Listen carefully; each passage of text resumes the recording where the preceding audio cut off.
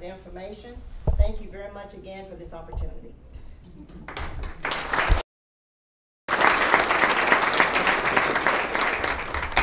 First of all, we'd just like to thank the board for allowing us to come over and show off a little bit. As you can tell by all the stuff that we brought, we're very proud of our students and our engineering curriculum and our community and industry partners. If you don't know, Project Lead the Way, when we refer to Project Lead the Way, it's basically a nationally recognized organization that provides our engineering curriculum. And it's very project-based, it's STEM-centered, with the goal of creating that engineering feeling and that desire within the student community. CCISD is heavily invested in it. It's implemented and thriving in all 5 high schools and I believe 3 of the intermediate schools. So this is Clear Springs spotlight video produced by Ms. Freeman's students. It's about 10 to 11 minutes or so, and it'll highlight the different projects that we've got on showcase.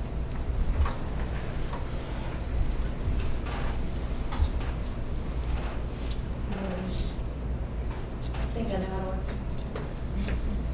That's one of the kids. Not that one.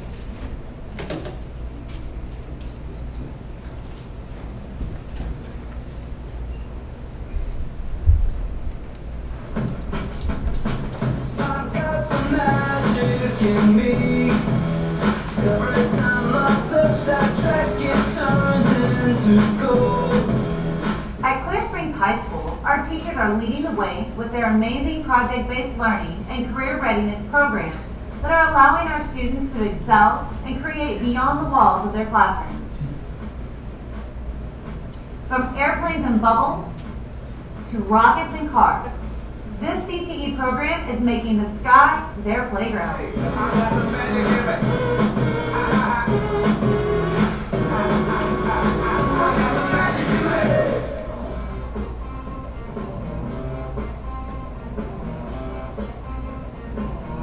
Through my experience in building the plane, it has helped me learn the engineering process and how to work with different kinds of hardware and tools, and also working alongside experienced professionals in the industry.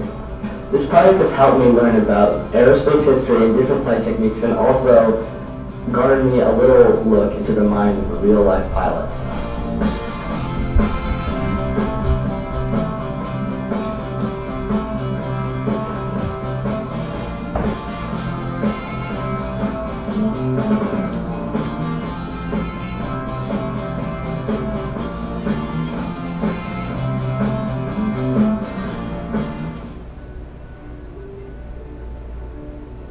I'm in Introduction to Engineering.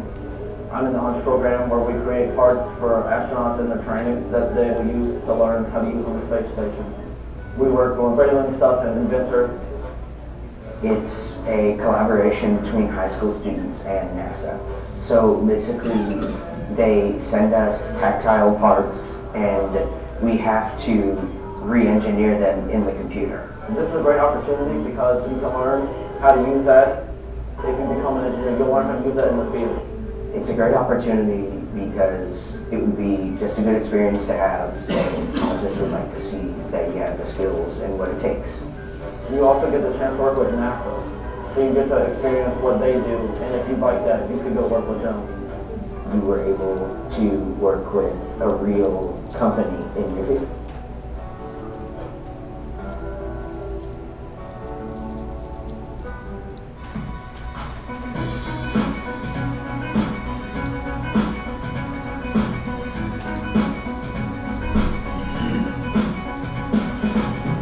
In ISM, we are building a Shell Eco car, which is one passenger 1959 Fiat 600. Frame was made out of chromoly steel. Our body was fiberglass. What we did was we put panels around the chromoly body or frame, and then we put fiberglass over the panels in order to make a red body like we wanted. This project is important because it'll help us figure out a fuel-efficient alternative for the motor vehicle. The class was really fun. Day to day, it was really interactive. We did a lot of research. It's is beneficial to me because I never built a car, never knew how a car worked. And I learned a lot of how a car works, steering works, how each part of the car works. This is a great opportunity for us to get experience in working with automobiles and working with the Shell company.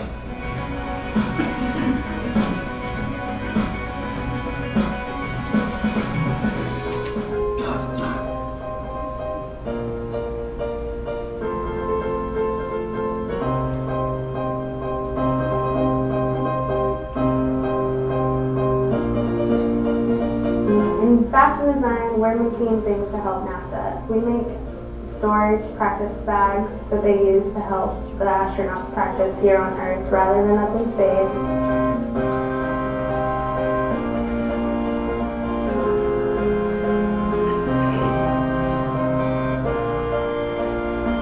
These are the bags that we use that we're sending off to the astronauts. We make them out of less quality materials rather than the ones that they use in actual space.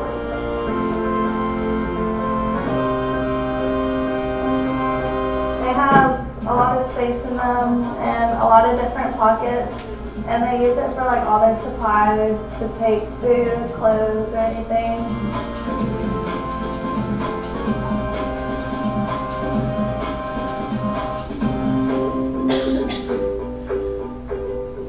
The project that the environmental science kids and the engineering kids are doing, it's called the Drifter Project. We're teaming together with NASA to create a buoy that's going to be deployed in Armin Bayou Center.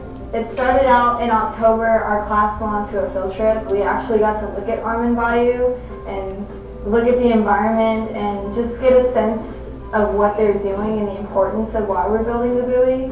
And they actually explained to us there what it consists of. What the buoy looks like is, it looks like a lot of pipes put together to create this flotation device.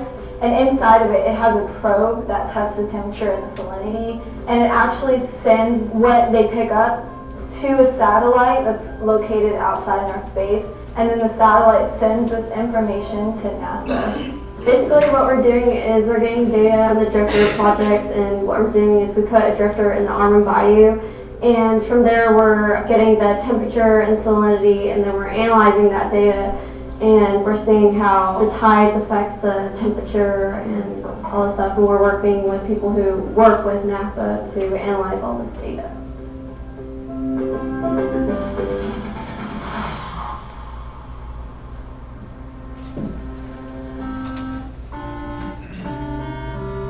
In engineering design and problem solve, we are currently working on a washer for the space station for astronauts. It's a really neat deal to work with the Hunch program because you get a lot of access to things that you wouldn't have access to outside your program. The greatest thing about the washer is its size. It's very small and compact.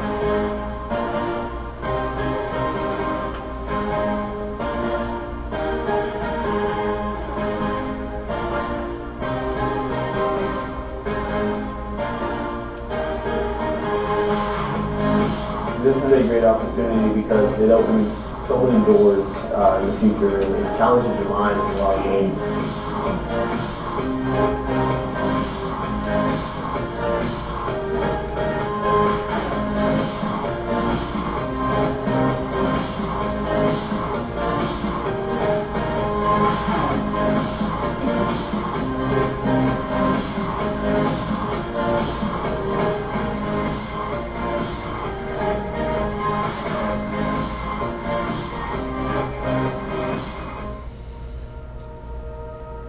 So our Hunch project this year was working on separating water and gas from each other in zero gravity, which is a problem on the space shuttle.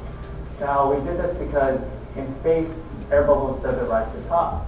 They kind of form like little clusters, and they kind of just form there. And when you're sucking in water in space, you suck in water and then you suck in air, the machine stops. It just kind of ceases to work. We devised two different projects on how to separate them.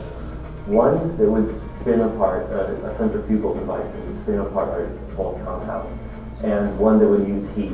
to attract gas apart from the water in our project. And this was the hopeful goal of something they could use on the ISS, but currently it's way too big and it uses too much energy. One of the few things I got from the project was leadership. There were so many things where we had to take the initiative, we had to step up.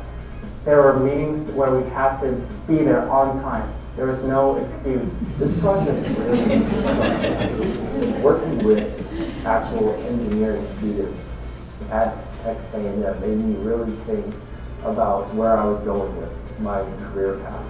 We had to be patient, and there were going to be many failures along the way. For every failure, though, we learned something from it, and we improved our design.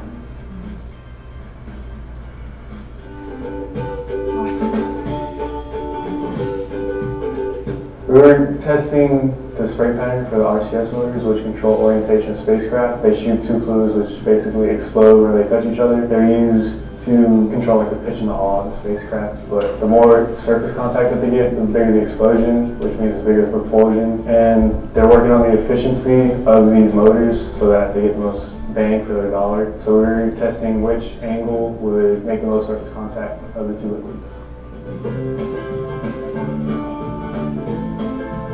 A lot of things work different in zero gravity, and one of the things we in our class are testing is how liquids interact in space. Because on the spaceship there are RCS engines, a rocket control. They help balance the spaceship and assist it in riding its course. And they work with two hypergolic fluids which explode on contact pretty much. And we are testing out different angles in which the two liquids would interact to find the most surface area. And so in our project we have 3 different angles and 2 different colored liquids, and then some paper that we spray it onto to test how much mixture there is.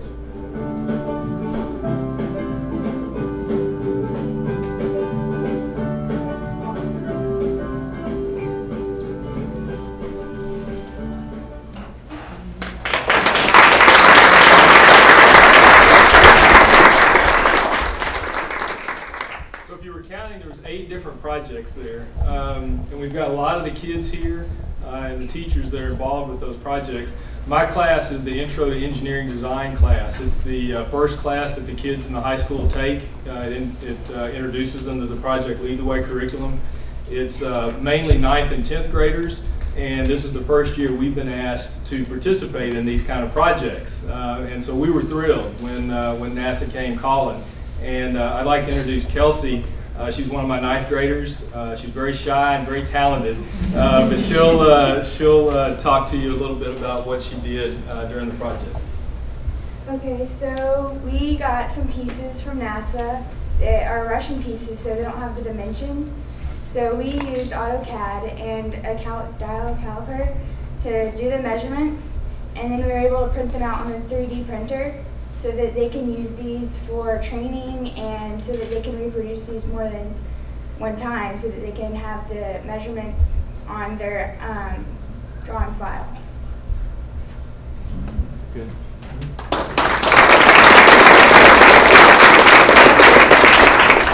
Now I'd like to introduce Mr. Elder.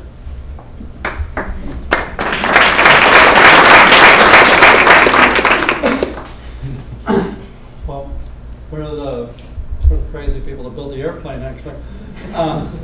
And, well, a couple things I'd like to say briefly. Now, I have, for the most part, because our students are so involved in so many things, a lot of them have been away for several days and they've got a lot of homework and such that they're catching up on. So I don't have many from last year. I do have Katie here from this year. I have Schroes from last year from the airplane project. But one thing about that project, inherently the Project Lead the Way end of course exam in aerospace has been a smoker. It has really nationwide has really been difficult for the students. My students last year ran away with it. They got scores that just blew my socks off. Only thing we did different was we built an airplane. I know the general idea is we have to teach them all the stuff about the airplane, how it works, what the various parts do, how to read maps and so forth. They got all that by actually physically building the plane, which I have been flying. I'm working on getting my pilot's license because, well, like we say, you know, education never stops. But Katie has been working on this year's plane, and it's nearly done. And Kate, if you'd like to say something. Well, the plane we're building right now is a RB-12. It's a light sport aircraft. It takes about 700 to 900 hours to build. It's experimental, but we're completely safe with it. It just means it doesn't build in the factory. We have a 100 horsepower 4-stroke Rotax engine that you probably saw in the video. And the plane weighs roughly 740 pounds without fuel or passengers or cargo or anything. And I can say that the aerospace project has helped me a lot because I've learned a lot of things from prepping metal and riveting to things that like reading maps and land and all types of radio waves that we use to navigate in the skies. And so I can say that I'm prepared to go ahead and take my education further in any kind of aerospace engineering or aeronautical studies in college.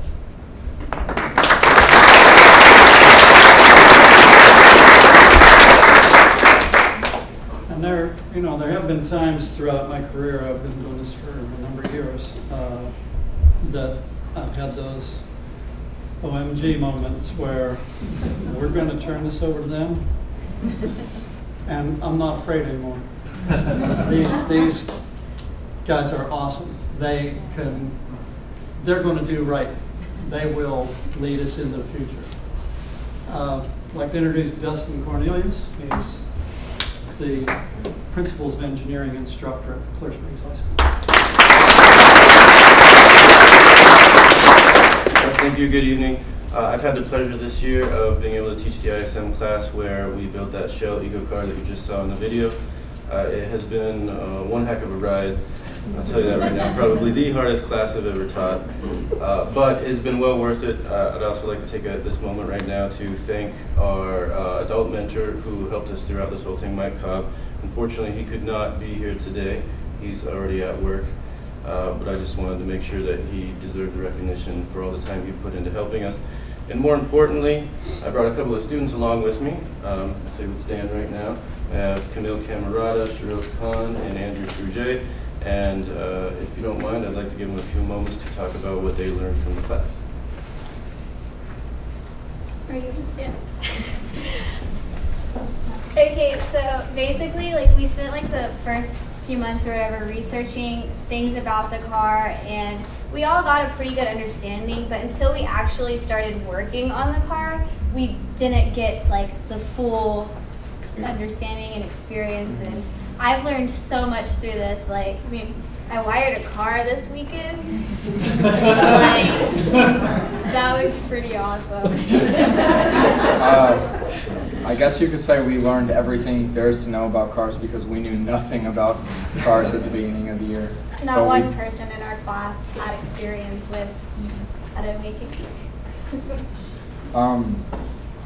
I think as well as from an engineering aspect, we learned a lot about building cars and wiring and all kinds of different things, but we also learned a lot about people this past weekend at the competition. There are lots of people who are willing to take their own time to help us when we needed help, and it was just something that I hadn't really experienced before now.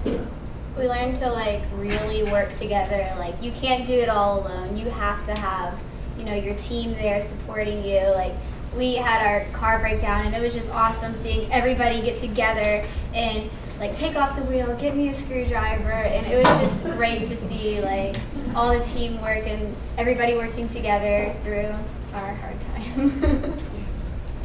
Like, before the class, like before we actually got to do hands-on building, we never, like, we kind of our separate jobs on what to do in the car. But when we got to the competition, we actually got the car in front of us and like work on it and got to know each other better and like knew how to work with each other better. And it was a great experience for me because I don't really talk to a lot of people, like except my team. But our teacher, Dustin Cornelius, like made us go to other teams, learn how they did it, and talk to other experienced teams. So for our next year project, we'll be able to pursue a better and more efficient in a car that actually makes it around the track.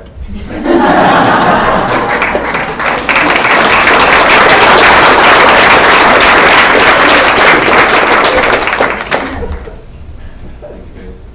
Okay, now I'd like to turn the time over to Karen, who is going to speak about her drifter project.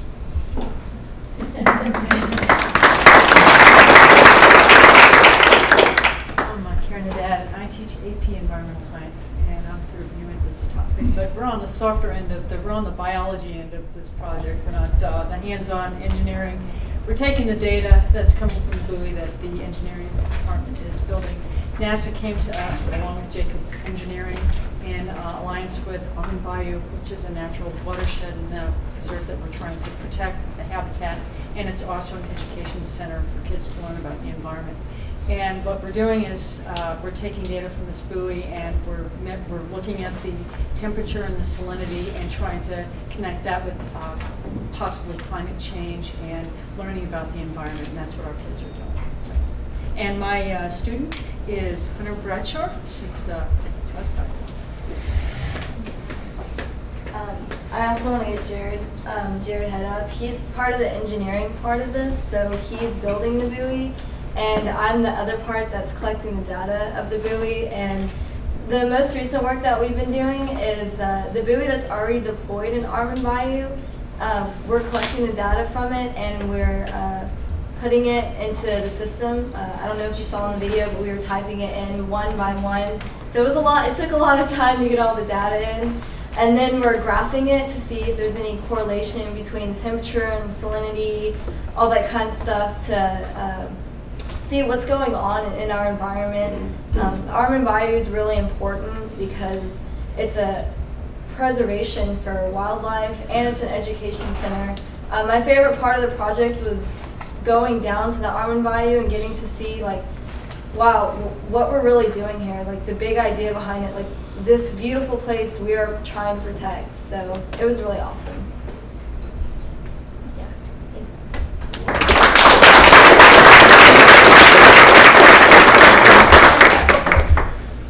I'd like to introduce Monica Schultz. She's the engineering and design teacher.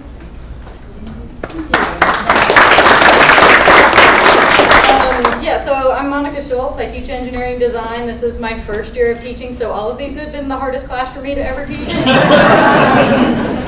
But it's been a lot of fun. I've got 20 years of experience working at NASA, so I'm very familiar with how things work in space. And so the partnership that we have with Hunch and creating the hardware for spaceflight fits very well with what I understand, and so we've got several projects up here. Jared didn't really get a chance to talk very much about what it was like to build the drifter, but I guess I'll let him off the hook on that one. So yeah, why don't we start with the washer? I've got Greg White and Alex Bortolotti here to tell you a little bit about that. So when we started the year, we received a list about many problems with astronauts have in the space station. And so we decided to do a washer because we thought it was a really cool idea, was something we really could work on. We didn't know it was that complicated, but that's another story. Because when you work like in microgravity, you have to work with many details that are really, really important. Like our efficiency of water and electricity should be as close as possible to 100%, and 100%. We got to work a lot with size. I mean, this washer has been made for like a t-shirt and a shorts. Usually washers are much bigger and different, so we had to rethought everything. Something we really learned was to like solve problems. This was our class, and we worked on. So like, for example, any single part we had to do a lot of research on internet and like how they can attach to each other, and even the smaller problems turned out to be very big, and so we had to work with this. Like our problem right now is the wobbling, because because the spinning mechanism creates an oscillation, and then and then what stops the wobbling, usually it's a complicated mechanism, but we have to do it really simple, so problem solving. This is what we learned this year. It was really cool to work with astronauts and engineers. It was something really interesting and for instruction.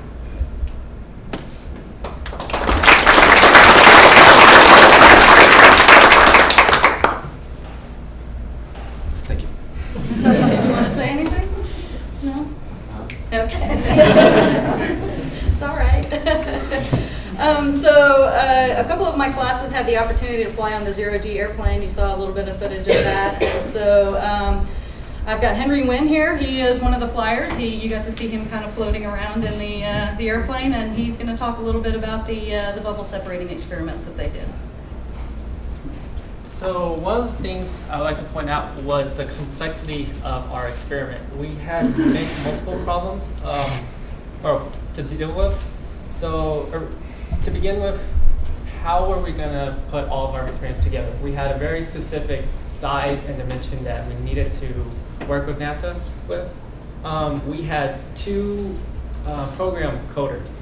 These guys designed when something would get ejected, when would something get extracted. We had two people actually work on this the entire time. We also had people, we all worked together on this particular experiment. It's consisted of the entire thing is consisted of VEX parts.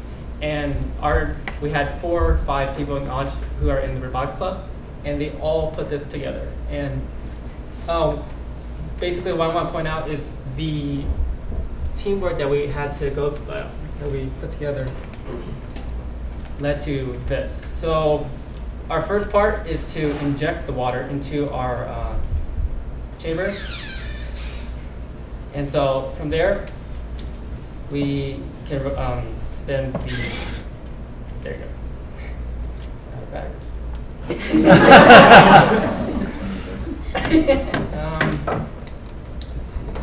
Let's see. There you go. And then we'll extract the water. One of the other things is the experience that we got working at Ellington Field. We were actually working inside an airplane hangar. Now, that is something that no classroom can match. I look to my right, I see engines, I see wings that are apart. Behind me is a Zero-G plane owned by NASA. In front of me, I'm looking at real-life NASA employees who are helping us on our project. The experience that we got from that is unimaginable, and it's probably the most realistic experience we can get at a high school level. The Zero-G experience was amazing. The ability to get a sneak peek of what it feels like to be an astronaut for just a brief an hour or two is extraordinary. That's all.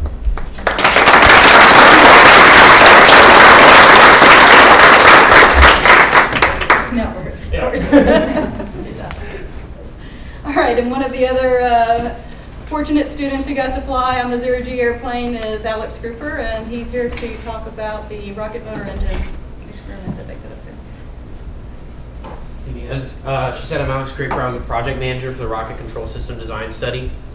And what ours did is Henry and some of the other students described a little bit in the video, is this is to control the small adjustment motors and engines that are on board the space shuttle that are used for minute adjustments in space that allow us to do things like docking maneuvers, which are extremely dangerous and need to be done extremely precisely. So what we did was we had a system of tubes hooked up here to the top and a motor on the inside built out of VEX parts similar to the first project. And what these did is it pushed the liquid through the system. We'd decide which one we were testing on any given trial, and it would fire it through a system of needles that would go into the collection chamber, which is using absorbent padding and sealant material so that the data is collected on the sheets. It rolls up and we can unravel that piece of paper for data later.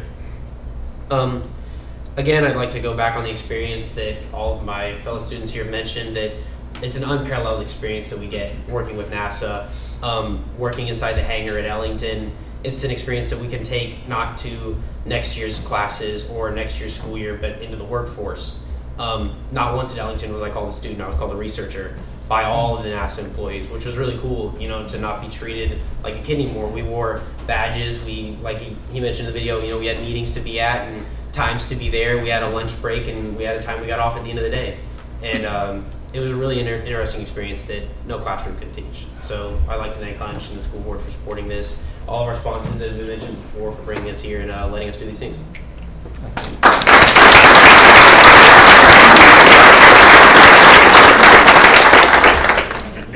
Did you want to say?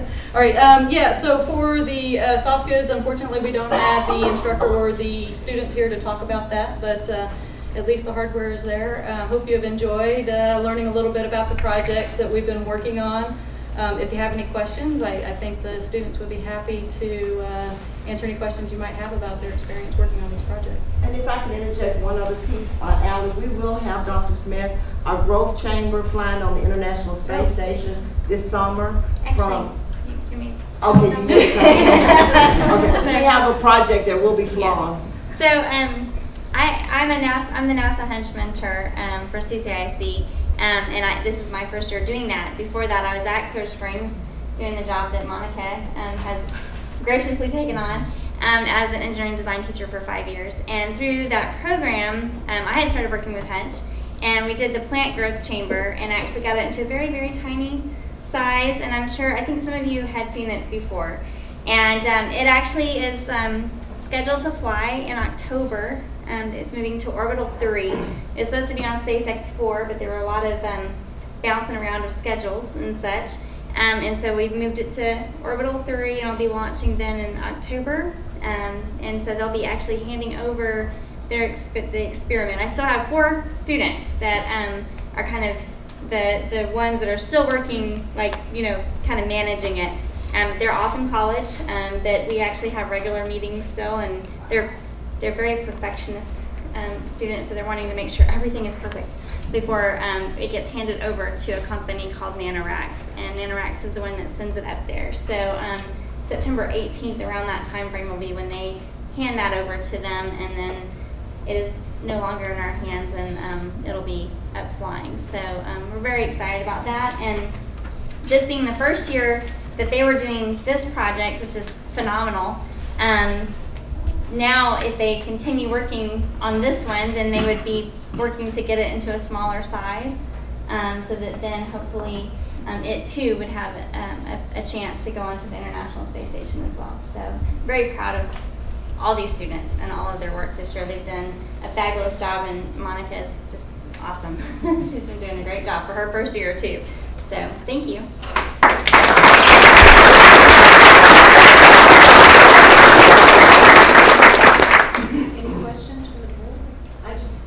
I didn't know we could top the award session, but I think you did. Thank you so much.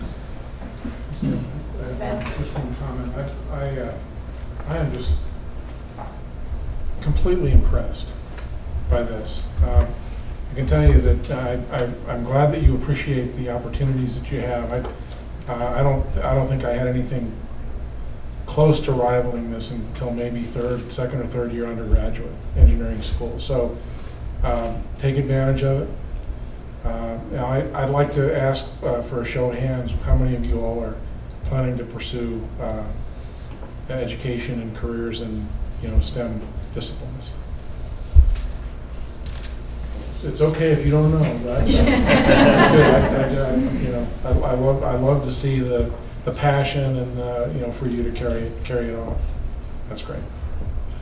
Mr. Pond. One comment.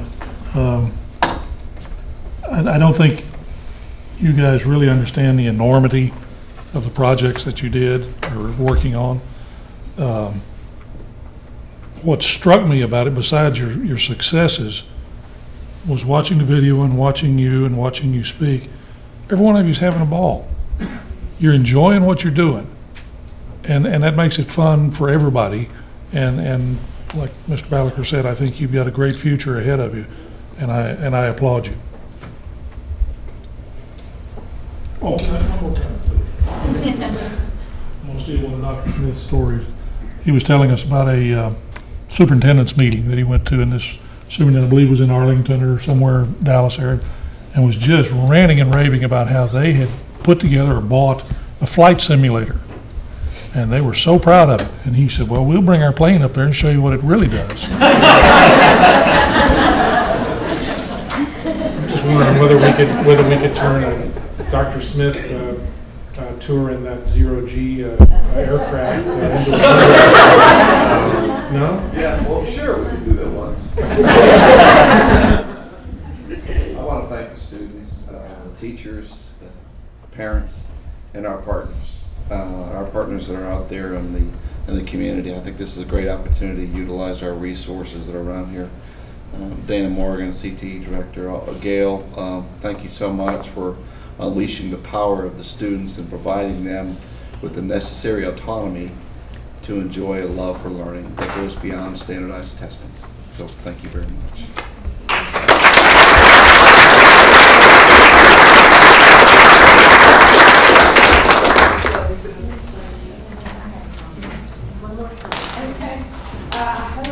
I've been thinking a lot lately about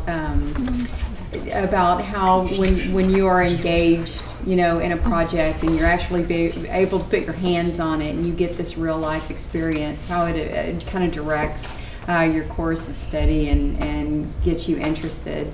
And I really hope that you will go out into your community and tell your neighbors and your family members and everybody you can stop in the street about your experience and what a difference it has made to you. Okay. Yeah, go home, go to bed.